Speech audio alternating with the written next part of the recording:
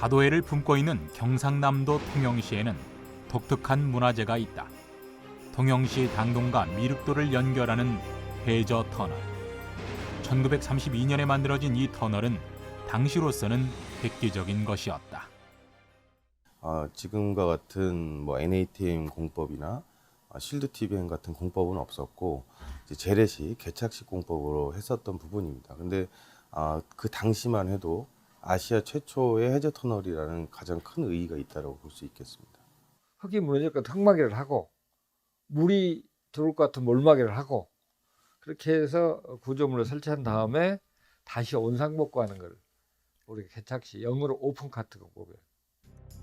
물자를 수탈하기 위한 수단으로 원래는 다리를 놓으려고 했으나 임진왜란 때 수몰된 왜군들 위해 다리를 건설할 수 없다는 일본의 의지로 해저 터널이 만들어졌다고 한다. 그러나 그 이후 우리의 터널 기술 발전은 미미했다. 개착식도 사실 우리 기술이었기 때문에 일본 기술지를 도입을 해가지고 1호선 때 개착식으로 했고 2호선 때도 대부분 개착식으로 하고 집안이 좋은 집안만 강제로 터널을 굴착한 다음에 이렇게 보강한 다음에 하는 그 재래식 터널로 이렇게 이제 하기 시작한 거죠. 그러나 도시가 발전하면서 증가하는 지하철 수요를 재래식 공법으로 감당하기는 불가능했다. 서울 지하철 3, 4호선이 이제 건설되던 때에 이제 외곽에는 사실 교통 문제가 덜 심각하지만 도심 구간에 그 당시에는 차가 많아서 이렇게 개착식 공법을 적용하는 상당히 저항감이 있었고, 또 한편은 지질 조건상 도심 구간이 토사나 풍암 등 이렇게 지반이 안 좋습니다. 또 청계천 같은데 물도 많고 지질이 아주 좋지 않은 곳에서는 그런 재래식 공법으로는 그 터널을 굴착할 수 없었죠. 이 나텀 공법이 들어오면서부터 이제 그 지반이 연약한 곳에도 이제 터널을 시공할 수 있는 그러한 그 계기를 갖게 된 것이죠. NATM, 나텀이라 불리우는 이 공법은 1956년 오스트리아에서 개발된 터널 굴착 방법으로 터널을 파들어갈 때 기존 안반에 콘크리트를 뿜어서 붙인 뒤 안벽 군데군데에 구멍을 뚫고 조임새를 박아 안반의 붕괴를 방지하면서 굴진하는 방식이다. 빨리 숏그리트를 침으로 인해서 전체가 안정화되는 것도 굉장히 중요했고요. 집안을 주 지보재로 보니까 사실은 지보 자체에 드는 돈이 엄청 작아져서 공사비도 아주 굉장히 혁혁하게 줄어들었다고 볼 수가 있겠어요. 재래식 터널에서는 사실은 상당히 운명에 맡기는, 터널에서 무슨 우는 소리가 난다 라든지 이런 경험이 많은 이런 거에 의존했지만, 이건 굉장히 공학적으로 과학적으로 처음부터 분석을 해가지고 확인하는 거기 때문에 그 안전성에 대해서 확신을 가지고 가는 것이죠. 새롭게 적용한 이 공법은 당시 활발하게 건설되고 있던 지하철 공사에 유용하게 사용되었다. 2호선 때는 나텀 공법이 적용을 못했고 3, 4호선 때부터 나텀 공법이 적용된 것이죠. 2호선 때는 전부 다 재래식으로 해서 상당히 사고도 많았었고 위험이 많았었습니다. 나텀 공법이라 해서 위험도가 없는 것은 아닌데 이제 나텀 공법 병행해서 이제 다른 보조 공법이 이제 자꾸 발전했기 때문에 사고도 줄이고 이제 단면도 키우고 길이도 길게 공기도 더 단축하는 그런 결과를 가져왔다고 보여집니다. 지하철 3, 4호선의 지하 구간에 예전 건설 방식인 재래식 공법 대신 나텀 공법이 사용되면서 공사 기간과 시민 민원을 크게 줄이는 결과를 가져왔다. 그리고 의미 있는 성과도 있었다. 당시에 하천이라는 청계천을 터널로 통과해서 상당히 우리가 터널로 개천을 통과했다 해가지고 상당히 좀 이슈가 됐습니다. 하천에 물이 흐르는 상태에서 물이 많지는 않지만 뚫었다는 거가 한 가지가 있고, 두 번째로는 그 청계천 하부에 그 하수기 때문에 그 사실은 그 당시에 가장 이슈였던 게 가스였습니다. 가스. 건설 후에도 콘크리트의 부식의 문제가 올 수 있고, 또 그것이 이 지하철 터널에 만약에 가스가 들어오게 된다면 상당히 심각한 문제죠. 그래서 그런 것이 유입이 되지 않도록 한 다음에 터널을 뚫은 것이죠. 그러니까 뭐 그런 시도 하나하나가 뭐 새로운 도전이라고 봐야죠. 우리나라 해저 터널 역사에 주목할 만한 사건이 일어났다. 바로 서울 지하철 5호선 건설 공사였다. 5호선에는 한강 통과 구간이 두 군데인데 어떤 방식으로 하느냐가 논란의 대상이 되었다. 5호선에 이제 한강 통과 구간이 두 군데가 있습니다. 그러니까 여의도에서 이제 마포 구간하고, 그다음에 저쪽에 광장동에서 이제 천호동을 통과하는 두 개 구간이 있는데, 토사 통감 지반에도 터널이 안 되는데 무슨 강 밑에서 무슨 그거를 터널로 하겠다 그러면 당시에 상당히 좀 그런 의견을 제시한 사람이 좀 오늘로 왕따 당하는 그런 상황이죠. 두 개가 다릅니다. 천호동에서 길동 가는 거는 그러니까 수심도 얕아요. 얕고 하기 때문에 옛날 방법으로 영어로 카덴카바, 우리는 개착 터널이라고 하는데 물을 막고요. 그 다음에 가운데를 이렇게 구착을 해서 박스를 만들고 덮는, 그래서 그걸 카덴카바라고 합니다. 5호선 천호동 광나루 구간은 가물막이 공사를 한 후 한강 하저를 파서 터널을 건설하는 개착식 방식으로 결론이 났다. 그렇지만 한강을 대규모로 막고 공사를 하는 것은 처음이라 쉽지만은 않은 공사였다. 한강상의 대규모 가물막이가 그때는 처음이었지만, 그래도 잠실 수중보를 할 때 사실은 물막이를 하고 규모는 적지만 하는 경험이 있기 때문에 땅속에서 깜깜한 데서 하는 게 아니고 다 보이는 데서 하니까 어쨌든 수습책이 나올 거 아니냐. 그래가지고 이제 거기도 도전을 하게 됐고, 모래자갈 지반의 터널은 이제 그 당시에 신곡법이 들어왔는데, 굴착 전에 막장 앞에 콘크리트 아치를 지중해 만들어 놓는 건데, 만들어 놓고 굴착을 하는 그런 걸로 사실 또 처음 도입을 했는데 상당히 성공적이었습니다.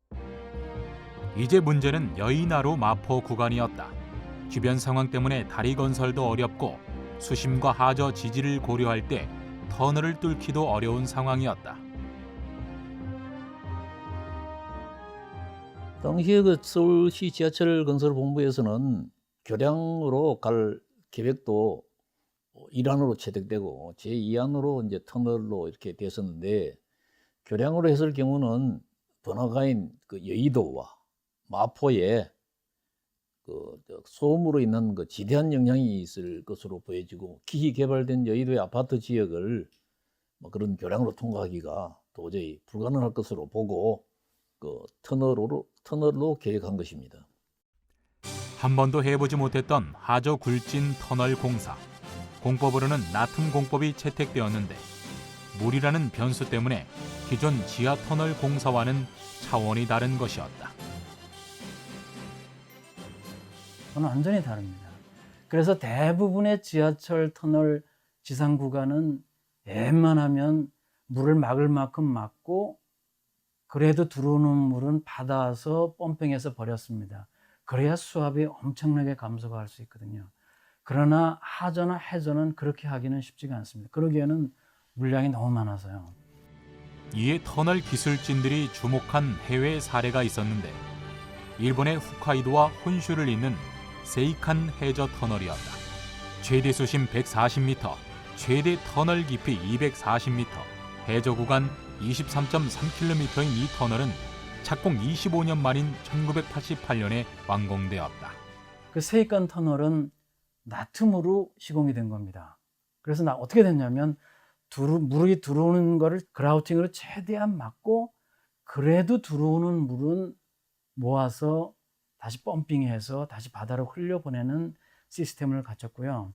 수심 100m인 만큼 대기압의 10배가 넘는 수압을 견디고 스며들어오는 물을 막아내야 하는 건설 현장은 전쟁터를 방불케 했다.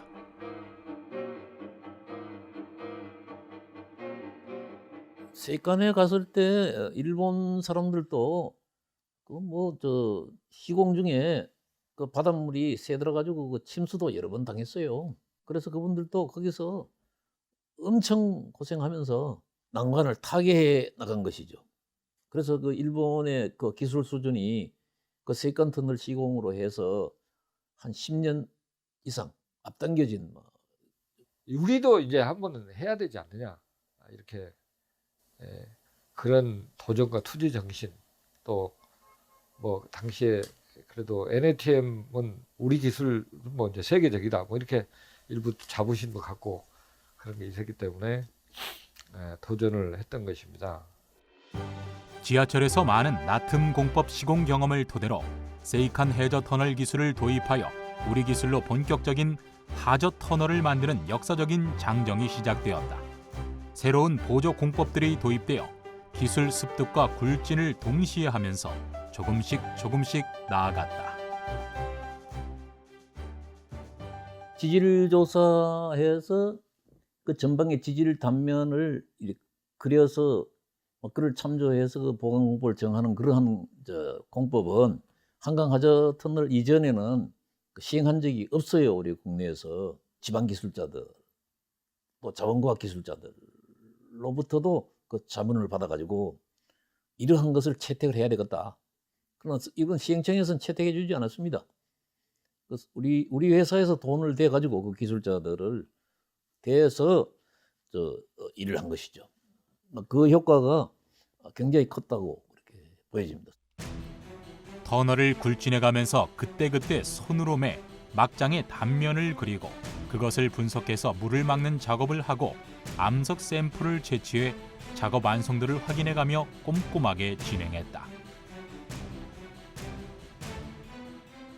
그 당시에 그 한강 중간에서 나온 그 자갈인데 이걸 내가 평생 이렇게 갖고 다니죠.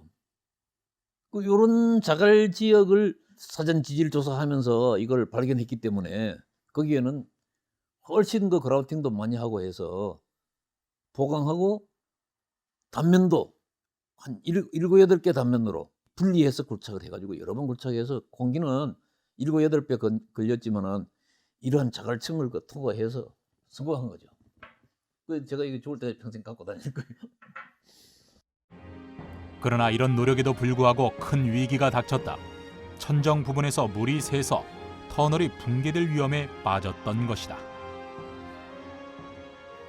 그 마포 쪽에 그 터널이 내려앉아가지고 흙과 물이 축축 떨어지니까 거기에 이제 그 나무나 와야 메시 등을 막 집어넣으면서 그걸 막아야 하는데 바로 무너진 터널 바로 밑에 제가 서고 요 3사람만 거기에서 그 집어넣는 일을 했고 인부들도 거기에 들어가지 않았습니다.